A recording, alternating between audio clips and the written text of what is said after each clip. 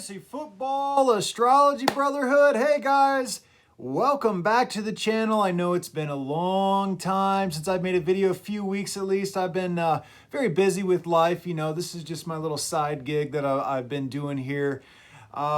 I just got a couple of coaching points, a couple of interesting things happening. Obviously, all that crazy trade debacle was going down, so we got a lot of shifting going on in the league, a couple of patterns that I see emerging, and a couple of planetary transitions that we might want to pay attention to. So I got a nice list here for you on my board. Everything's kind of color-coded to match team color and then a sign color, right? We're talking astrology on this channel. I've actually developed a pattern through teaching on this channel. I've discovered what I believe to be the most important pattern to observe, the most effective evidence latent pattern that exists in football today. So always learning, of course. There's so much data to extrapolate with astrology. So primarily what I'm doing here, if you want to know how the system works, right? Teach a man to fish, he'll eat for a lifetime. You know, if I just point out these moves to make without explaining to you the process, you're not really learning. So I do on my homepage, you can find where I explain how the process of this astrology pattern works and why some of these picks I find to be very, very intriguing. Okay, so I'm just going to jump right into it here, guys. Look. We've got a lot of Pisces on this board. Guess what, guys? Jupiter's coming back into Pisces. All right, so Jupiter's back into Pisces, but it's still at the end of Pisces, right? It's still on the beginning of Aries, end of Pisces. If you study astrology, you begin to see that the beginning of any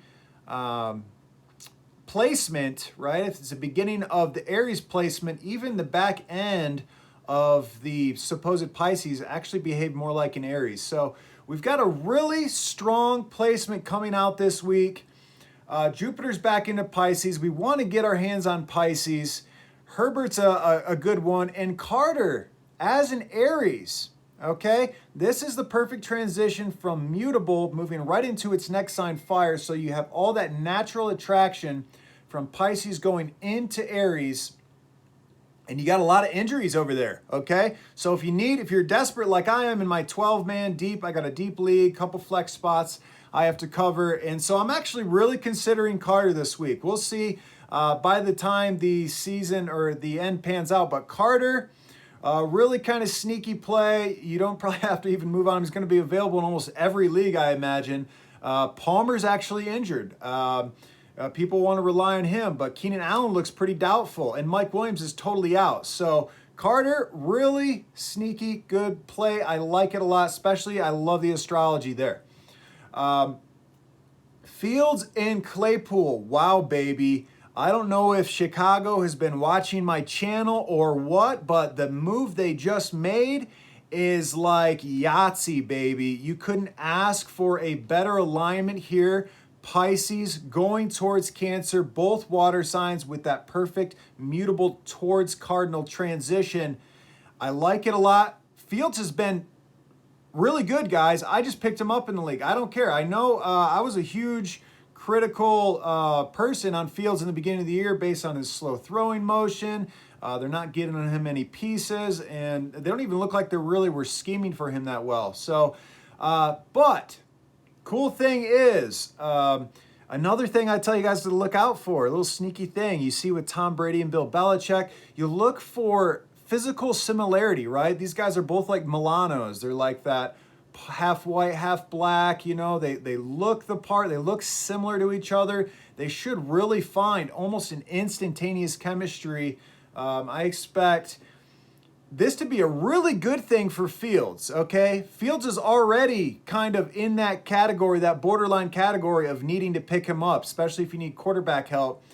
Claypool, you know, I'm definitely a bit less enthusiastic about getting him, but if you can kind of sweeten the pot in a trade package, If somebody is, you want to kind of balance a trade or something and throw Claypool in there, he might actually turn out to be a pretty productive guy. This is really excellent. This is the exact same astrology as Ben Roethlisberger to Antonio Brown. Okay, that's what we love to see, baby. Okay, moving on. Heineke to Mclaurin. Guys, this is a prime example of where astrology is showing itself. I knew once Heineke became quarterback, once he became quarterback, Mclaurin would reemerge. Okay, why is that? I explained this on my flagship video on the channel.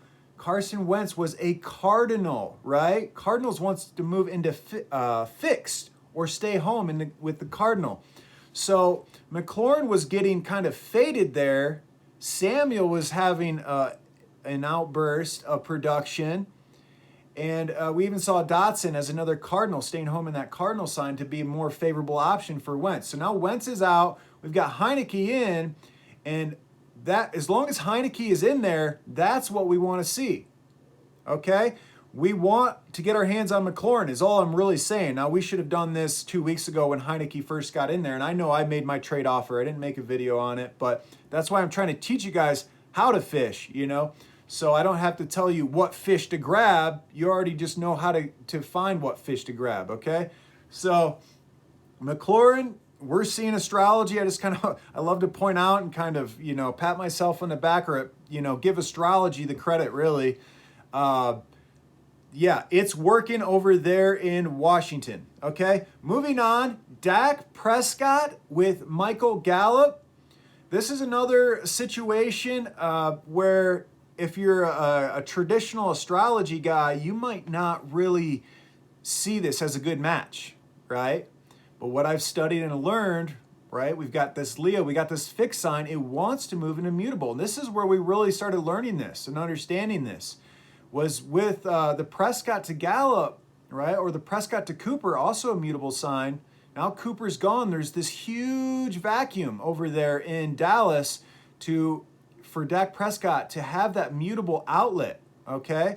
So Gallup's that mutable outlet. Now, we saw last week he was just a little bit under CeeDee Lamb's production, kind of what we expect. We kind of expect them to be a 50-50 kind of a split-ish, but because of the play calling, really, because they should be calling the play calls for CeeDee Lamb, but the attraction on the astrology should be actually a little stronger for Gallup, I believe. So we're going to see some big games out of Gallup before the year's over. He's probably available. People are dropping him because he just went on bye. So I really like Gallup going forward. Okay, now another one, I want to talk about this Ehlinger situation. We got a new quarterback in there. He's a true Libra, okay? And we've got Alec Pierce last week out-targeting. He didn't out-snap Campbell, so I want you guys to be careful. But he out-targeted Paris Campbell last week, even though Paris Campbell had about 20% more snaps. Pierce, I think, was a little over 50%. Paris Campbell was almost in the 80%, high 70% category in snap count. So it's kind of a bummer for Campbell owners, and it's hard to make a move if you can't get Pierce off the waivers, because with his usage, you can't really make any type of move for Pierce. And Ehlinger hasn't proven to be a productive quarterback anyway. So, but if you can get Pierce off of waivers, he should have a stronger connection with Ehlinger should he start getting more usage and what have you. So those are what we're looking at here, guys.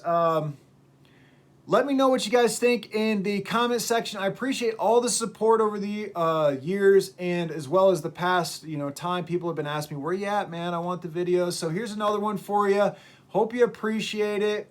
Like, comment, subscribe. I'm almost to, I think, 500 subscribers. I'm like right on that edge. I really want to make 1,000 subscribers. Once I get to 1,000, I'm going to start, hopefully bring on some buddies, some football buddies, and we're going to actually be able to do live broadcast streams, talking football, having a good time, and making our dreams come true. So thank you guys so much, and peace.